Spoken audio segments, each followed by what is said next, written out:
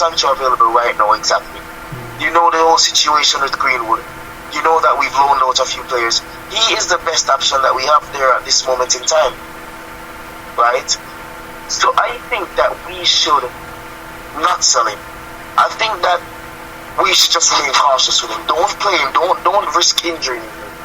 Right? Keep on having confidence in him. Keep on giving him that confidence to score, to want to score, to want to assist goals. And we should be fine. He should be fine.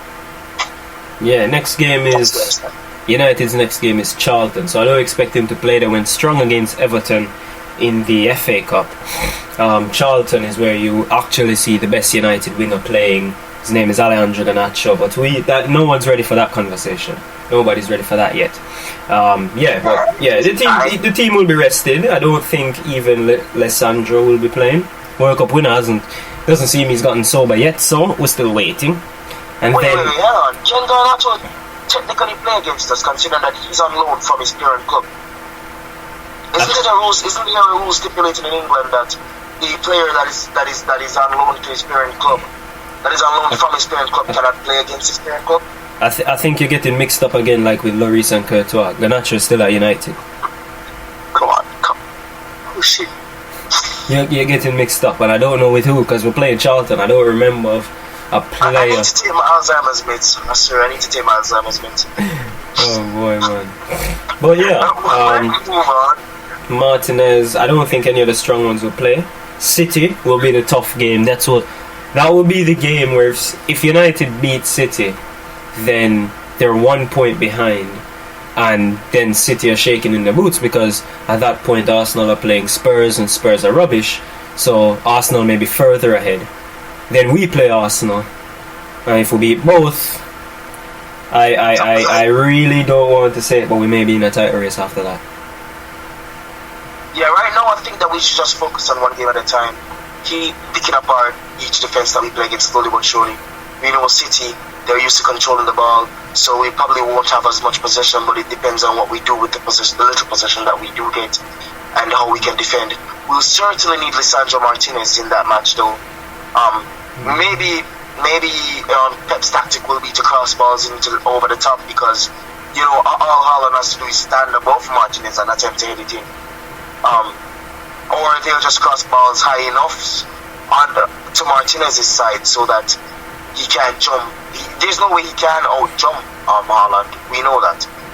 Hey, I mean, people saying about crossing the balls into the box. Martinez has won 72%. He's not lost an aerial duel since he signed for United, and he's won 72% of all duels. So, I don't know if he may be short, but he's got some springs in those feet. Where did the basis of short come to 5'7"? I don't understand. 5'7" is absolutely massive, mate. Firstly, he's 5'10", and secondly, as a centre back, they think centre half should be 6'5" and above. So they think they should all be Peter Crouch's size. No, 6'5" and above should be keepers. Centre backs should be about literally 5'10", 5'11" and higher. Well, right? Like you can't have a 5'10" keeper, right? He's not that tall, right? You can't have a. You get what I'm saying? Like 5'10" is not short in the slightest. But I'm literally 5'4", and I look like a dwarf. I look like a hobbit from Lord of the Rings. Bro. If I stand next to Martinez towers over me. So how are you gonna say that Martinez is short? Come on, man. It's all relative. That's all I'm saying. It's all relative. And enough United. Moving on to a shit relative. Fair enough. Moving on to a shit relative, Spurs. Conte did an interview saying the best for Spurs might be 5th place because this team is absolute rubbish. I'm paraphrasing, actually, not really saying what he said. He said that 5th may be the best for them, but I'm paraphrasing the rest. This team is absolute rubbish, and if this team gets even worse, I may just walk away. In a nutshell, that's what Conte said. And he's been linked with the Juventus job with PSG. Do you think Conte stays the whole season at Spurs, or even next season? I think he'll stay because with PSG, he's going to leave a team that at least has the opportunity to play in the Champions League or European football to a team that is a shell of their former selves, right? And the PSG, I can't see them getting rid of Conte right now, considering that he's doing relatively well. They lost their game the other day. First loss in a long time, actually, since last year, February, I believe. Mm-hmm. So they have something to smile about at the very least.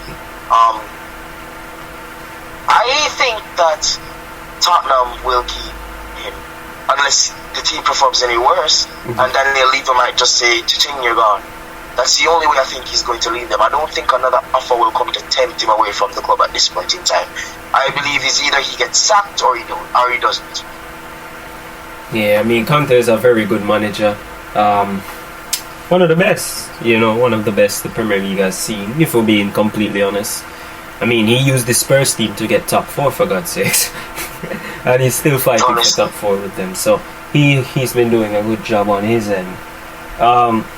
Final topic before we get into a quick and short break. Roberto Martinez as the new Portugal manager. Thoughts on that? I'm a little confused. I am a little confused because Roberto Martinez, he was the manager of the golden generation. He was the manager of the generation of Belgian players that were top of the year for literally most of their playing careers. Top of the list, I should say. Roberto Martinez, I cannot see why they would entrust the youngsters of Portugal, the upcoming talent of Portugal, to him. I think that they should have opted to go for someone that the players can maybe relate more to, someone that has experience with winning major international trophies, right? Maybe even a Zidane, maybe call Zidane, right? But why would you go for Martinez, who hasn't won anything meaningful? He hasn't won anything. Furthest he went to is the semi-finals, I believe. Belgium crashed out because of dodgy tactics. I don't see why Portugal wanted him. It just doesn't make sense to me personally. There are a lot of things that don't make sense, just like the Savage Slaughterhouse, and we'll be back right after this.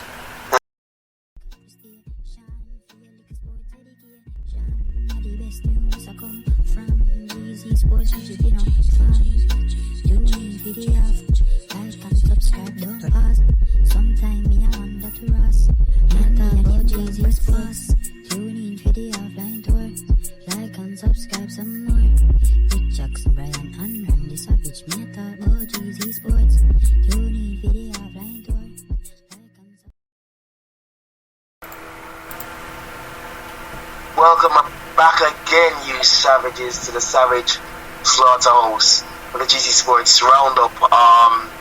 And this is a segment for those of you who do not know, where we either look at the latest transfers, look at the hottest players, or just be bantered. We just offer a lot of banter.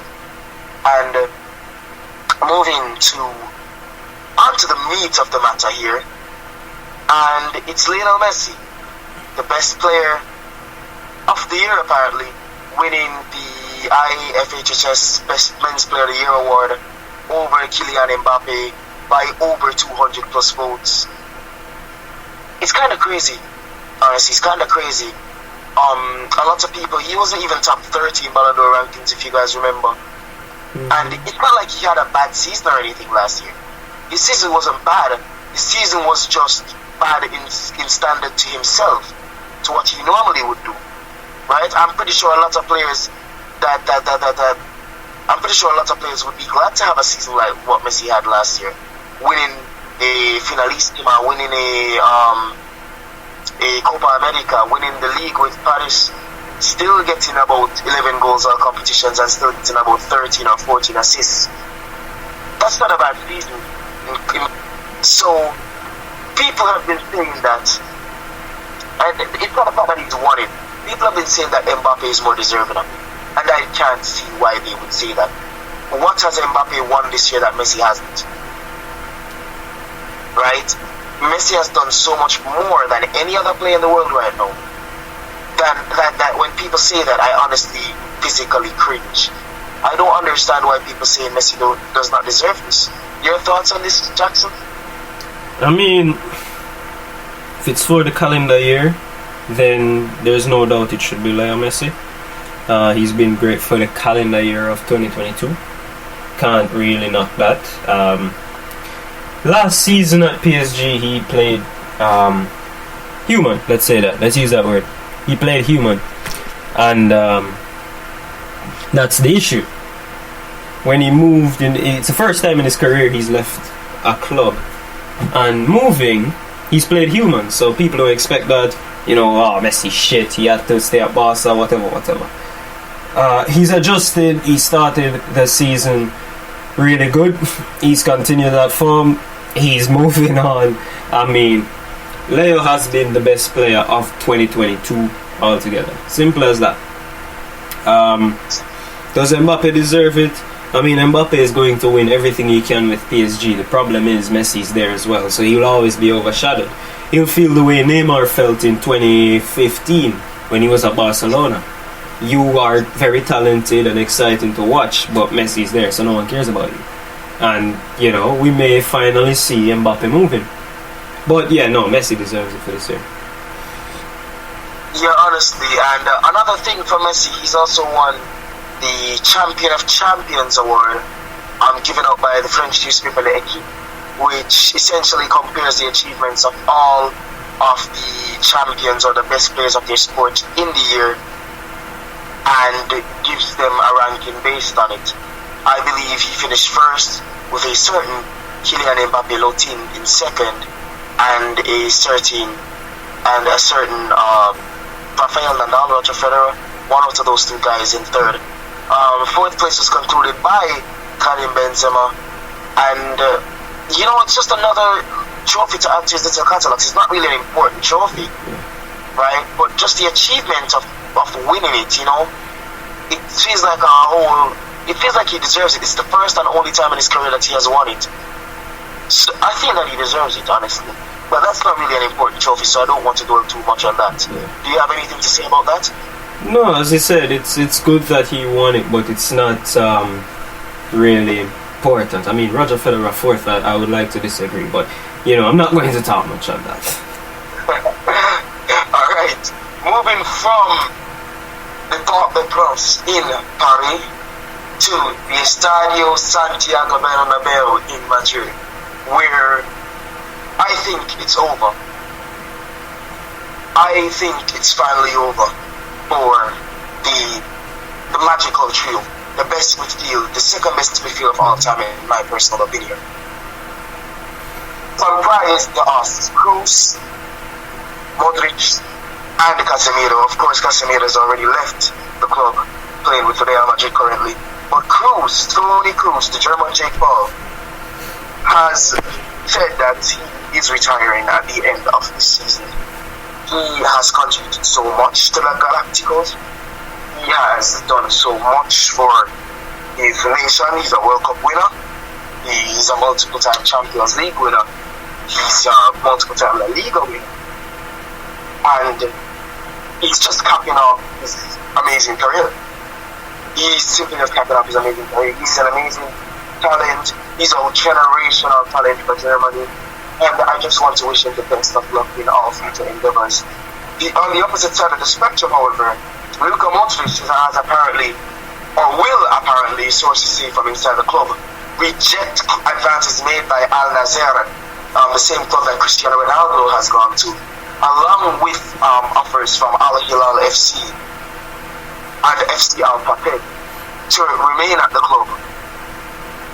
What are your makings of the retirement of Toni Kroos and the apparent will to continue by Luka Modric? Firstly, Kroos at 33. Kroos could have played another 2 seasons. Come on, man. Weak. Anyway, I don't know how he's never been in the Ballon d'Or category, because he's won everything. You think about it. Especially in 2014, he won literally everything. The World Cup, the Champions League. I think that's when they finally dethroned Barcelona for the La Liga as well. So they won everything. He was a key member of all of that, but wasn't up before.